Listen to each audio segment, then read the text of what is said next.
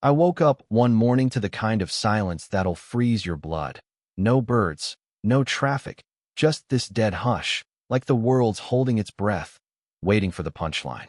I grabbed my coffee, shuffled to the front door, and tried the knob, and, it just wouldn't turn. I stood there, feeling like I'd wandered into the wrong house. Maybe I'd forgotten my own lock code? But nah, that's when it hit me. My lock had been changed, and not by me. Not while I was away, not when I could do anything about it. Someone did this while I was asleep inside my own damn house. Now, if you've ever had your life hijacked by a homeowners association, you already know where this is going. I didn't even need to check the roster. The culprit was obvious. Karen, the self-appointed HOA queen, the terror of mailbox paint colors and Christmas lights. She'd been circling my property like a buzzard for months, complaining about my excessively green grass, scolding me for watering during a drought when it wasn't even a drought, taking photos of my shutters for her little violation scrapbook. But changing my lock, that was a whole new level of crazy, even for her. I wasn't scared, not exactly, just mad, and maybe a little impressed. You gotta admit, it takes guts to turn someone's house into a hostage situation using nothing but a brass lock and pure audacity. I sat down on the stairs, cradling my mug, and just started laughing. Not because it was funny, but because if I didn't laugh, I'd probably start yelling loud enough for Karen to hear me 2 streets over. I wasn't about to beg for my own front door back, and I wasn't calling the cops. No, I saw what Karen was doing.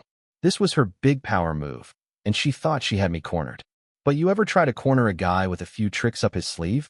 I made a call, got a locksmith over. Not to swap the lock back, but to put in something Karen would never touch. Something no master key could open. The locksmith showed up, took one look at the situation, and just whistled. "That's illegal as hell," he said, shaking his head. "Yep," I answered, cool as you please. "So make it so nobody else can do it again. Think steel. Think bank vault. Think Fort Knox." He just grinned and got to work, drilling, bolting, putting in this industrial steel door with a triple deadbolt. The kind of door that doesn't just keep people out. It makes them question all their life choices. By the end of the day, my house looked like it belonged at the bottom of a gold mine, and I was feeling better than I had in weeks. I could almost see Karen's face, imagining her master key snapping off in my new lock, watching her little HOA empire crumble. That image was better than TV. And sure enough, just after sunset, there she was, banging on the new door, voice shrill enough to crack windows, rattling the knob, yelling about community standards and property rights. I leaned against the wall, sipping coffee, letting her tantrum bounce off my steel fortress. She finally screeched, "You can't just change the locks. That's an HOA violation." The irony almost made me spit out my drink. She stormed off, huffing about meetings and consequences, and I waved to the security camera I'd just installed, knowing I had her meltdown on video. For the first time in a long while, I felt calm, secure, like I'd finally taken back something Karen never should have had. I wasn't just surviving anymore. I was setting the rules. But I knew Karen, and I knew this was just round one. She doesn't retreat, she reloads. So, Thursday evening rolls around, and I show up at the HOA meeting.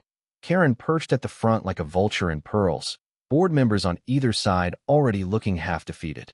I strolled in, mug in hand, like it was just another Thursday. The meeting dragged on with nonsense, landscaping budgets, the pool, some kid's bike blocking a sidewalk. But Karen was twitching, barely waiting for her cue. And when new business came up, boom, her hand shot up. "We have a serious violation," she practically shouted.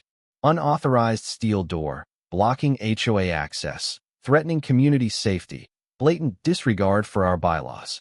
She jabbed her finger at me, and the room buzzed. Everyone loves a public shaming, right?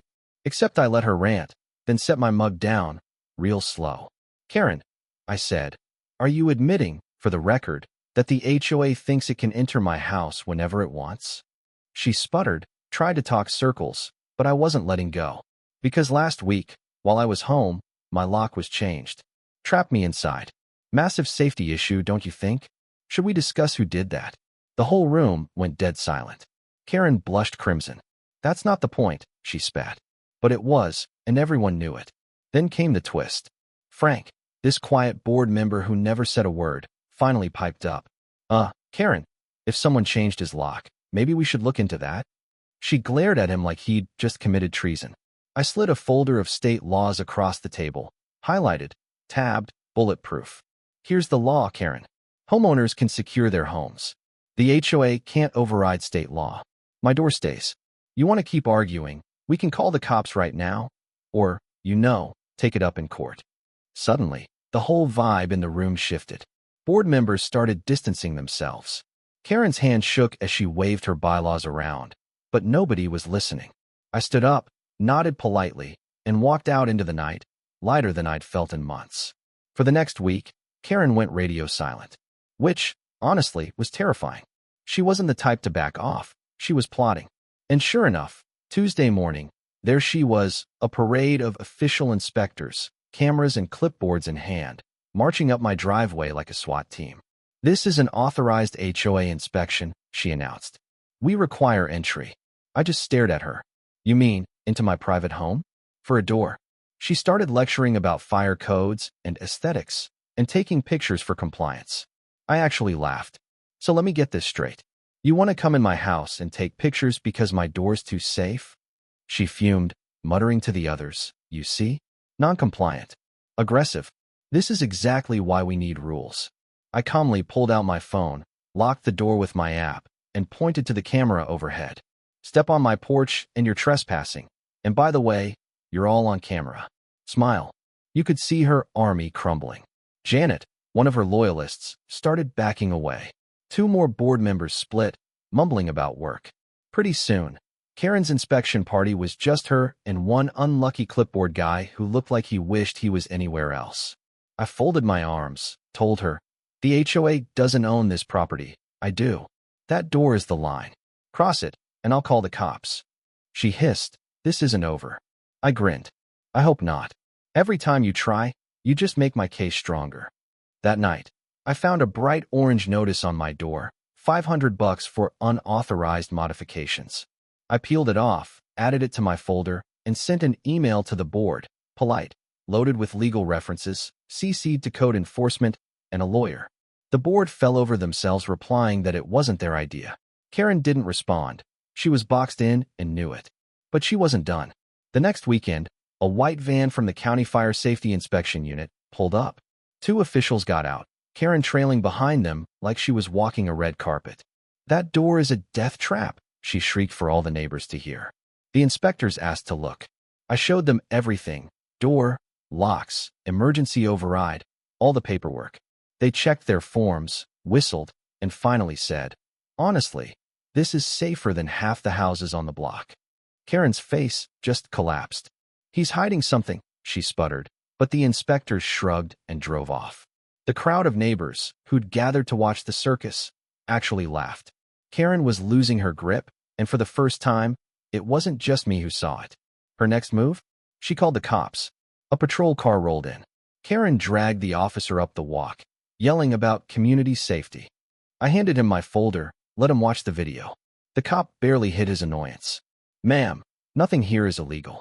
If anything, changing someone's lock is a crime. Don't push your luck. Karen gasped, demanded the officer take her side. He just told me. If this continues, sir, file a harassment report. And then he left, leaving Karen alone, trembling with rage.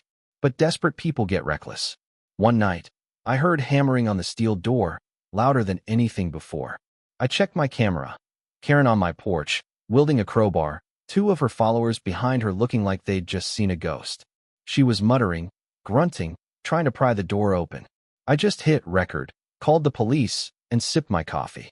Within minutes, 2 patrol cars screamed into the cul-de-sac, officers yelling for everyone to step away from the house. Karen dropped the crowbar and tried to explain. I'm the HOA president. I have authority. The officers were not impressed. They cuffed her on the spot, attempted burglary, destruction of property, trespassing. Her followers tried to plead innocence, but nobody bought it.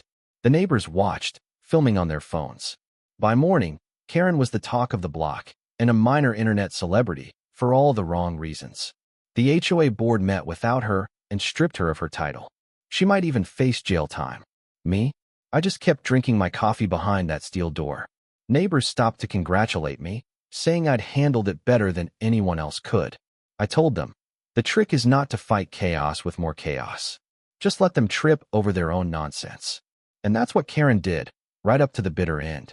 That's how it goes with people like her.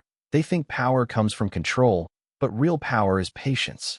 Real power is letting someone dig their own grave, one petty move at a time. So I sit on my porch, watch the sunset hit that steel door, and smile. The game's over.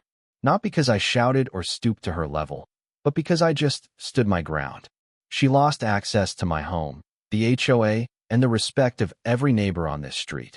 All because she tried to take what was never hers. And honestly, I hope every HOA president with a God complex sees this story and asks themselves, was it worth it? So what about you? Ever had a neighbor or an HOA cross the line like this? Drop your story below, and let's see whose community standards really matter.